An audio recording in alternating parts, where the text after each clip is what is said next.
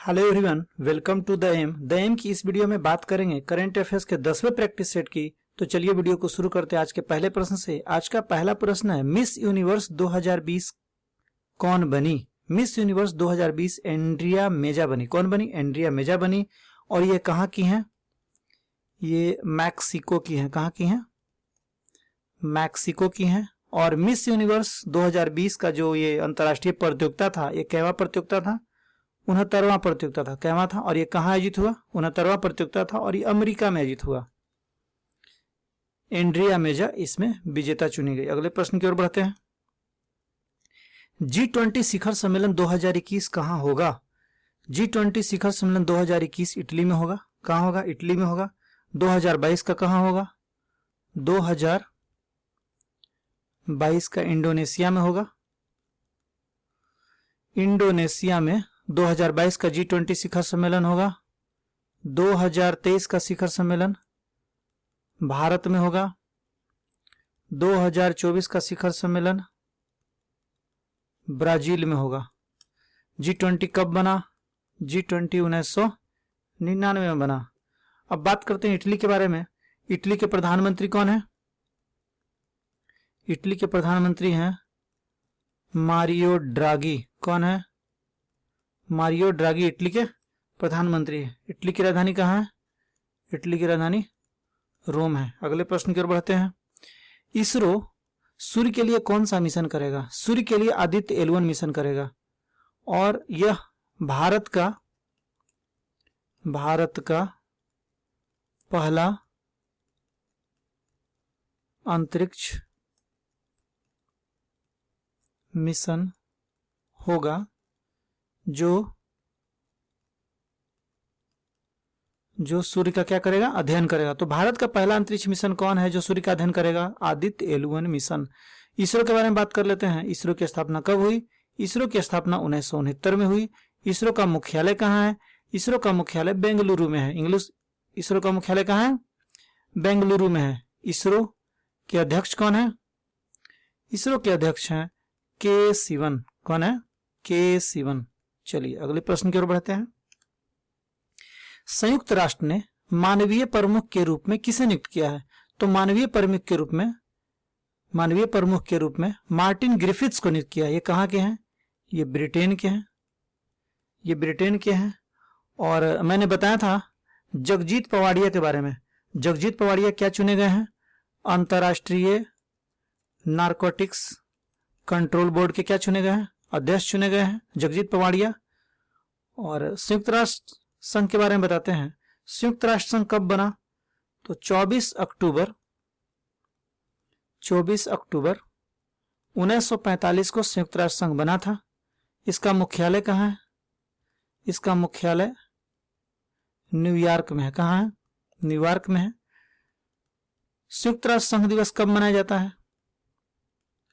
संयुक्त राष्ट्र संघ दिवस कब मनाया जाता है?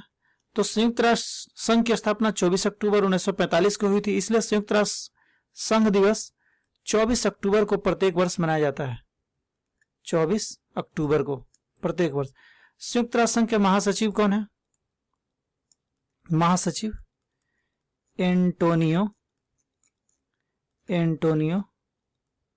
गुटेरेस। एंटोनियो गुटेरेस संयुक्त राष्ट्र संघ के महासचिव हैं। अगले प्रश्न की ओर बढ़ते हैं। अंतर्राष्ट्रीय प्रकाश दिवस हाल ही में कब मनाया गया? अंतर्राष्ट्रीय प्रकाश दिवस हाल ही में 16 मई को मनाया गया। कब मनाया गया? 16 मई को मनाया गया। क्यों मनाया गया? क्योंकि 16 मई 1960 को थियोडोर मेनन ने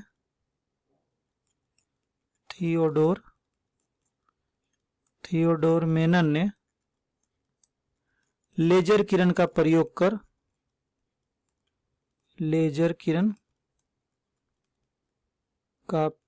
कर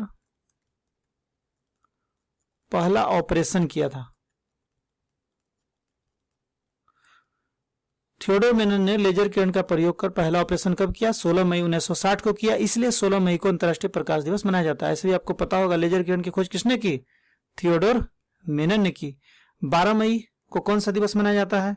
तो 12 मई को अंतर्राष्ट्रीय नर्स दिवस मनाया जाता है। कौन सा दिवस? अंतर्राष्ट्रीय नर्स दिवस मनाया जाता है। 16 मई को मैंने पहले बताया था कि राष्ट्रीय डेंगू दिवस मनाया जाता है। 18 मई को अंतर्राष्ट्रीय संग्रहालय दिवस मनाया जाता है। 11 मई को राष्ट्रीय प्रौद्योगिकी दिवस मनाया जाता है। अगले प्रश्न की ओर बढ़ते हैं। इटालियन ओपन 2021 का पुरुष एकल खिताब किसने जीता? पुरुष एकल खिताब राफेल नडाल ने जीता। किसने जीता? राफेल नडाल ने जीता। और महिला एकल खिताब किसने जीता? महिला एकल खिताब एरिना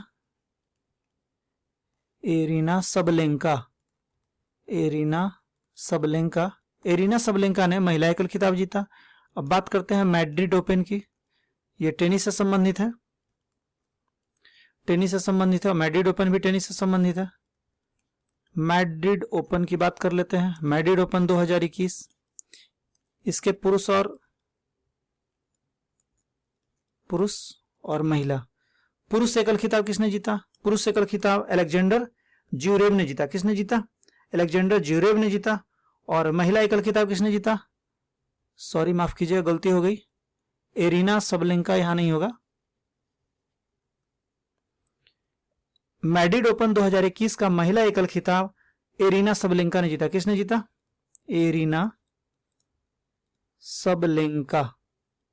एरिना सबलेंका ने महिला एकल खिताब जीता। जबकि इटालियन ओपन का महिला एकल खिताब जो है ये ईगा स्वीटेक ने जीता है। ईगा स्वीटेक। इटालियन ओपन 2021 का पुरुष एकल खिताब राफेल नडाल ने जीता। महिला एकल खिताब ईगा स्वीटेक ने जीता। जबकि मैड्रिड ओपन 2021 का पुरुष एकल खिताब अलेक्जेंडर ज्यूरेव ने जीता। मैड्रिड ओपन 2021 का महिला एकल खिताब एरिना सबलेंका ने जीता। अगले प्रश्न की ओर बढ़ते हैं। छात्रों के लिए योनटैब योजना कहां शुरू किया गया? छात्रों के लिए योनटैब योजना लद्दाख में शुरू किया गया। कहां शुरू किया गया? लद्दाख में शुरू किया गया। और यह क्यों शुरू किया गया? तो डिजिटल लर्निंग को प्रोत्साहन देने के लिए योजना शुरू किया गया। डिजिटल लर्निंग को प्रोत्साहन देने के लिए योजना शुरू किया गया। कहां? लद्दाख में। लद्दाख का एक गांव हाल ही में काफी चर्चा में था। उस गांव का नाम है पूमा गांव। कौन सा गांव? पूमा गांव। यह भारत का पहला गांव होगा जहां पहला भूतापीय विद्युत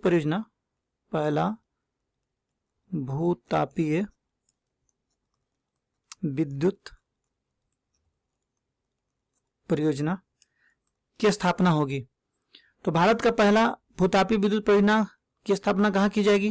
पूमा गांव में स्थापित किया जाएगा। अगले प्रश्न की ओर बढ़ते हैं। कौन सा देश अपना पहला नौसैनिक जहाज बना रहा है जो पूरी तरह अस्टिल्थ तकनीक से लैस है? अस्टिल्थ तकनीक से पूरी तरह लैस है। कौन बना रहा है? रूस बना रहा है। रूस के प्रधानमंत्री कौन है? रूस के प्रधानमंत्री हैं मिखाइल मिशटुटिन। कौन है? मिखाइल मिशटुटिन। चलिए, रूस के राष्ट्रपति कौन है? रूस के राष्ट्रपति हैं व्लादिमीर पुतिन। ये कब तक रहेंगे? ये 2036 तक रहेंगे। कब तक रहेंगे? 2036 तक व्लादिमीर पुतिन रूस के राष्ट्रपति बने रहेंगे। रूस के राजधानी कहाँ है? रूस की राजधानी मॉस्को है। रूस की राजधानी मॉस्को है। रूस की मुद्रा क्या है? रूस का मुद्रा है रूबल। रूबल यहाँ का मुद्रा है। भारत और रूस के बीच कौन सा युद्धाभ्यास होता है? भारत और रूस के बीच इंद्र युद्धाभ्यास होता है। कौन सा युद्धाभ्यास होता है? इंद्र युद्धाभ्यास होता है। अगले प्रश्न की ओर बढ़ते हैं।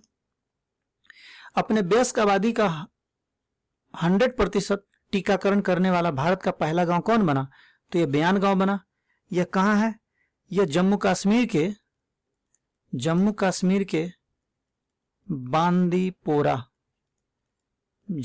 के बांदीपोरा जिला में यह गांव है जिसका नाम है बयान गांव। अगले प्रश्न की ओर बढ़ते हैं। किस राज्य ने नॉलेज इकोनॉमी मिशन शुरू किया है?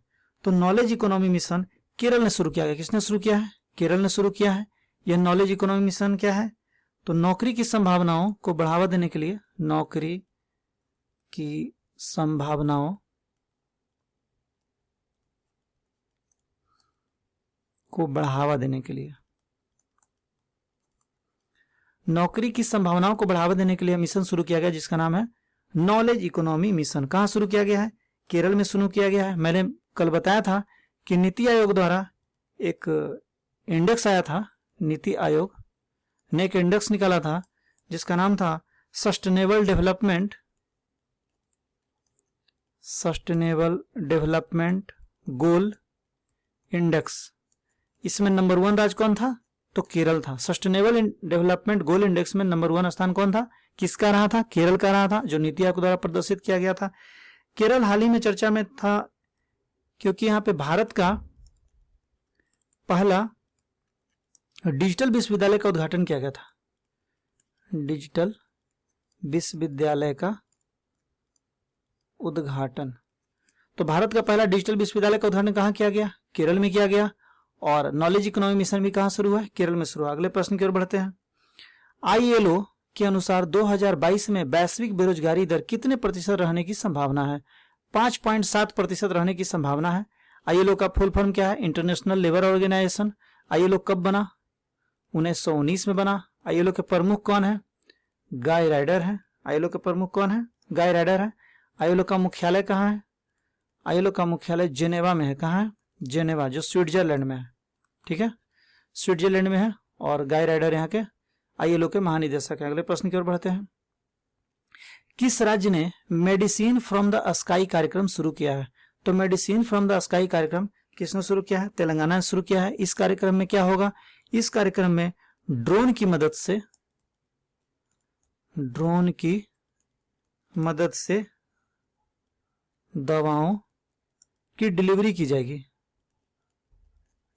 दवाओं की डिलीवरी की जाएगी। तो ड्रोन की मदद से दवाओं की डिलीवरी किस योजना में की जाएगी? Medicine from the sky. कहां चल रहा है? तेलंगाना में चल रहा है। और तेलंगाना भारत का पहला राज्य है, भारत का पहला राज्य जिसने ड्रोन की मदद से हर घर में दवाइयां पहुंचाने का कार्य किया। अगले प्रश्न की ओर बढ़ते हैं। तेलंगाना उच्च न्यायालय की पहली महिला मुख्य न्यायाधीश कौन बनी?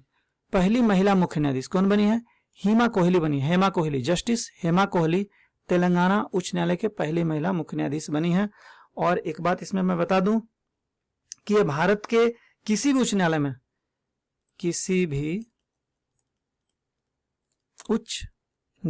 में भारत के किसी भी उच्च न्यायालय में एकमात्र महिला न्यायाधीश है।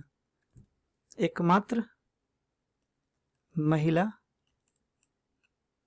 न्यायाधीश है। इंदिरा बनर्जी के बारे में बता दें तो इंदिरा बनर्जी जो है सर्वोच्च न्यायालय में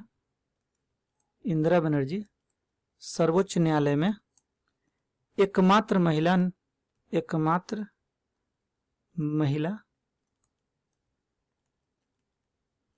न्यायाधीश है।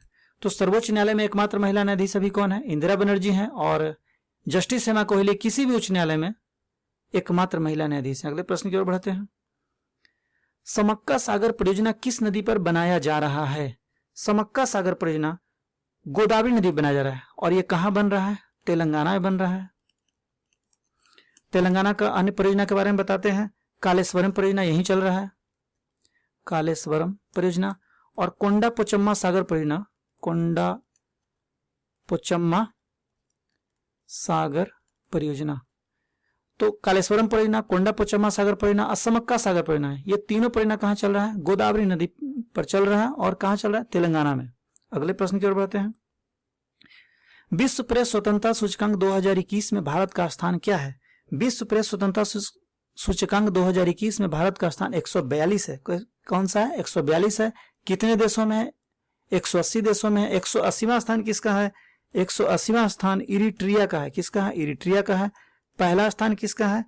पहला स्थान नॉर्वे का है। किसका है? नॉर्वे का है। दूसरा स्थान किसका है? दूसरा स्थान फिनलैंड का है। दूसरा स्थान फिनलैंड का है। और ये किसके द्वारा प्रकाशित किया जाता है?